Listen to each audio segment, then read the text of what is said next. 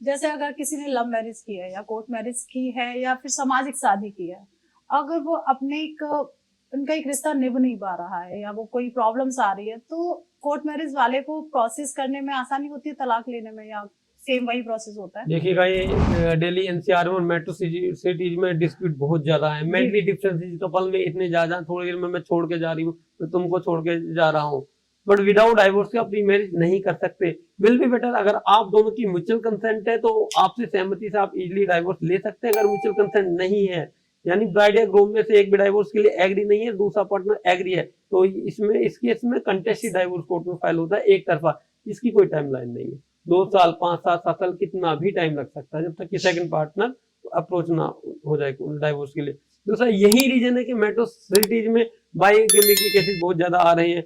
Married couple भी live in में रह रहे हैं, अनमैरिड तो रहे हैं, मैरिड कपल भी, और एज पर लॉ इलीगल है, कोर्ट प्रोटेक्ट कर रही है, हाई कोर्ट से प्रोटेक्शन मिल रहा है ना। क्योंकि इसका एक वो रीजन ये भी कि लाइफ एंड लिबर्टी हर व्यक्ति को, भाई मैं बालिग हूँ, मेजर हूँ, अपने कंसेंट से किसी की भी साथ रह सकती हूँ, है ना। मैंने किसी और से शादी की है, मेरा वहां नहीं बन पा रहा, तो जबरदस्ती थोड़ी ना कोई मुझे रखेगा। इसका एक रीजन ये तो लाइफ एंड लिबर्टी के व्यापार हमारे इंडिया में लिविंग रिलेशनशिप का वो आया था 4 से 5 साल पहले।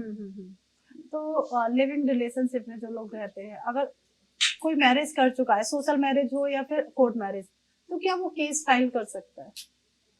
देखिएगा, लिव इन रिलेशनशिप में रहने के लिए भी हमारे पास ऐसे फोन कॉल्स भी आते हैं, कपल भी आते हैं कि सर हम लिव इन में रह रहे थे, लड़का चला गया, सर मैं तो प्रेग्नेंट हूँ, सर मैं तो लिव इन में रहना चाहती हूँ, लड़की का पता ही नहीं है, मैं लिव इन में रह रहा था, मेरी जो पार्टनर अभी और किसी और के साथ मैरिज कर रही है, या फैमिली के प्रेशर में आके कहीं और मैरिज कर रही है। ये सिचुएशन बिल्कुल बनती है।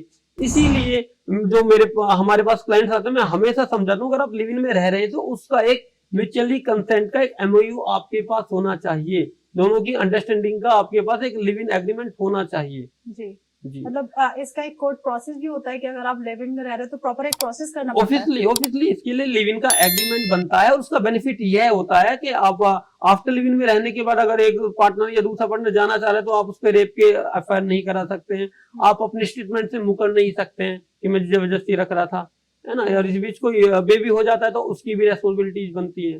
मतलब अगर कोई लिविंग में रह रहा है, ऐसे नहीं कि आपको प्रॉपर लॉ के हिसाब से ही आप लिविंग में रह सकते हैं, जो भी एग्रीमेंट्स है वो आपको साइन करके, तभी आप कोई भी प्रॉब्लम्स हो सकती है, बेबी से रिलेटेड हो सकती है, या फिर कहीं आपका पार्टनर किसी और से शादी कर रहा है, तो ये बहुत जरूरी है। आजकल लोग ना बिना एग्रीमेंट्स के भी साथ रह रहे हैं, तो कोर्ट का सीधा सीधा है कि आपको अपना एक एग्रीमेंट बनाकर ही रखना है, तभी आप आगे लीगल प्रोसीजर्स कर सकते हैं। जी बिल्कुल, ठीक है ना। और दूसरा, जैसे कि मान लीजिए अगर मानते हैं हम लिविंग में कोई प्रेग्नेंट हो जाता है, जो बच्चा है, क्या उसको जो लिविंग में जिसके साथ रह रहा है उसके साथ पूरे राइट्स मिलेंगे? बिल्कुल राइट्स मिलेंगे, जैसे हस्बैंड वाइफ के बच्चे के राइट्स होते हैं, सेम राइट्स होते हैं।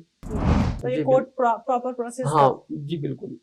ओके। जो लोग बिना एग्रीमेंट्स के रह रहे हैं, जैसे आपने बताया कि एग्रीमेंट्स बहुत जरूरी है अगर आप लिविंग में रह रहे हैं, तो उन लोगों को अगर विदाउट लिविंग के रह रहे हैं, अगर वो कोई केस डालना चाहते हैं, जैसे लड़की ने कहा कि मेरे साथ रेप हुआ, मैं प्रेग्नेंट हो गई, तो इसमें हमारा कोर्ट क्या प्रोसेस करेगा? इसमें तो आजकल साइंस और टेक्नोलॉजी बहुत आगे है, एफआईआर होगा, डीएनए रिपोर्ट मैच कर जाती है, अगर मैं डिनाई भी करता हूँ कि बेबी मेरा नहीं है, मेरे रिलेशन से नहीं हुआ है, तो वो तो सब चीजें हो जाती है। हमने लास्ट में जो बहुत ज्यादा पॉपुलर केस था एनडी तिवारी जी का देखा है, टाइम लगा, है ना। यूपी के 2-3 बार के सीएम थे, उत्तराखंड के थे, उन्हें एडमिट करना पड़ा बाद में।